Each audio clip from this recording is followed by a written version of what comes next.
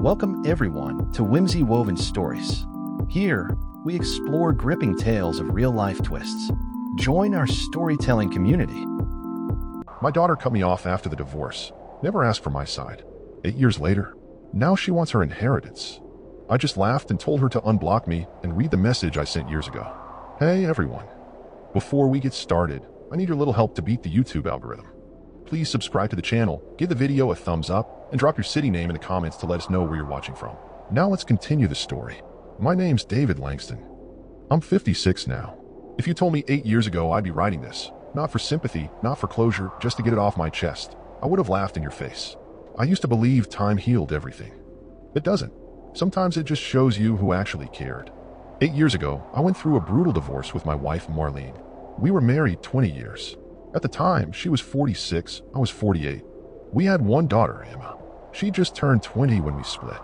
When the divorce happened, Emma didn't hesitate. She picked a side. And it wasn't mine. She blocked my number. Wouldn't talk to me. The last thing she said was, "Mom told me everything I need to know about you." I tried calling, texting. I even emailed her once. I stood outside her college dorm for hours, just hoping to catch a glimpse of her, just to see her face. She called campus security. Message received, stay away. I was shattered. It wasn't just the divorce. It was losing the one person I thought would at least ask for my side of the story. But she never did. No questions. No space for the truth. Just silence. Here's the truth. Marlene spun the perfect story. I was the absent, selfish husband, too caught up in work to care. Yeah, I worked long hours. I was the only one bringing home a paycheck. Marlene stayed home raising Emma. I was proud to give them that life. But when the marriage soured, it was easy for Marlene to turn Emma against me. She controlled the narrative. I was the villain. No trial. No defense. Just judgment. For 8 years, I lived with that. I buried myself in work and took care of my mother, who was slowly slipping away with Alzheimer's. She passed last year. The last family I had left. After the funeral, I stood alone in that cemetery, and it hit me I had no one. No daughter. No family. Just me. Then 2 months ago, my phone rang. A soft, hesitant voice said, "Hi, Dad." It was Emma. I almost dropped the phone. I hadn't heard her voice in almost a decade. She said she saw a post about her grandma's passing and wanted to check on me. I was stunned. I didn't even know she still followed anything about my life. I told her the truth. I missed her more than words could say. She said she wanted to meet to talk. We set up dinner at my house the following Saturday. I cleaned the place like it was going to be on a magazine cover. Cooked her favorite dish, shrimp Alfredo. Bought flowers for the table, not for her, but so the house wouldn't look so empty. She showed up on time. When I opened the door, it was like time collapsed. She looked so much like her mom, but there were hints of the little girl I used to carry on my shoulders. I fought back tears and hugged her. Dinner went fine. We talked like awkward acquaintances, not like a father and daughter reunited. But I was grateful for the moment. Then I asked the question I've been holding in for 8 years. Why? Why didn't you ever ask me for my side? She looked down, quietly said, "I was scared. Mom told me things." I believed her. I guess I didn't want to know any different. She apologized, said she regretted it. Felt ashamed. I wanted to believe her. I really did, but something felt off. Eventually, I asked her why she reached out now. That's when she said she was getting married. Money was tight. She was hoping the lawyers would contact her about grandma's inheritance. When they didn't, she decided to call me. She looked nervous and said, "Anything you can give would help. The wedding's going to be big." I really need it. And there it was, the knife, slowly twisting. I had dreamed of this moment, seeing her again, hugging her again, being a dad again. But in that moment, I realized I was just a wallet to her. I told her the inheritance had come to me a long time ago. Grandma had changed her will. I was using the money to start a small woodworking business. I said I'd be willing to give her a few $1,000s for the wedding, out of my own pocket. Her face fell. "That's it. That's all I can offer," I replied. Her tone turned sharp. "Grandma said I'd inherit everything. I'm her only grandchild. And you were also the one who never visited her again after the divorce," I said calmly. She got angry. "You're proving everything Mom ever said about you." I laughed bitterly. "And you're proving exactly why you came back." She stood, flustered. "This is unbelievable. I came here to reconnect, to plan my future, and you're being selfish." "No," I said. "You came here to see if there was a payday waiting for you." She stood there, speechless. And then I told her something that wiped the guilt right off her face. "If you hadn't blocked me, you would have known. You'd have known about Grandma's illness. You could have seen her one last time. Maybe then she would have kept her promise." "What text?" she asked, shaken. "Unblock my number," I said. She did.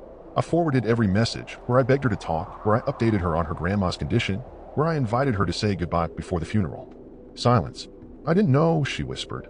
I didn't want to know. We sat in silence. Then I stood up. I don't hate you, Emma. I probably never could. But I don't trust you. And love without trust isn't love. She opened her mouth, but I raised my hand. I spent 8 years missing you, mourning you, even though you were still alive. But I'm done mourning. I'm done waiting. I'm done being a father to someone who only remembers me when there's money involved. She left without another word, and I stood there in my quiet house alone again. But this time, finally at peace. 3 days later, my phone rang. A number I hadn't seen in years. Marlene. I let it go to voicemail. She called again, and again. On the fourth call, I answered. David, can we talk? I said nothing. I know I'm the last person you want to hear from. You're right. She paused. Emma came home upset. She told me everything. I almost hung up, but something in me said, hear her out. You offer her money, and she refused, Marlene said. I snorted. That's not how it went. I know, she said. Emma lies. I know that, but that's not why I'm calling. Then why? I want to apologize. That stopped me cold. 8 years too late, I said. I know. Her voice cracked. I destroyed you. I told myself it was justified. I painted you as the villain because I was angry, bitter. I didn't want her to leave me. I knew if she heard her side, she would have, I said. I know, she whispered. We talked. I told her the hardest part wasn't losing the house or half my savings. It was my daughter erasing me, like none of it ever mattered. Marlene said she regretted weaponizing Emma, that she didn't think about what it would cost her in the long run. Finally, I asked her straight up, why are you really calling? She hesitated. Emma still thinks she deserves something. She doesn't, I replied. Not after ignoring 8 years of messages and showing up with her hand out. She's still your daughter. No, I said calmly. She's your daughter. You raised her to believe I was a monster. And now you want me to fund her wedding because her fiancé probably hasn't worked a day in his life. Marlene was quiet. I offered her money, more than she deserved. But it wasn't about fairness. It was about seeing if any part of that little girl was still there. She wasn't. Marlene said, you'll regret this when you're older. I've already been regretting things for the past 8 years. Before hanging up, she asked, do you hate her? No, I said honestly. But I don't know her anymore. And the version of her I met last week, that woman doesn't love me. She loves what I represent, a lost opportunity, a financial solution, a name to write on a check. And with that, I ended the call. A few days later, a letter arrived, no return address.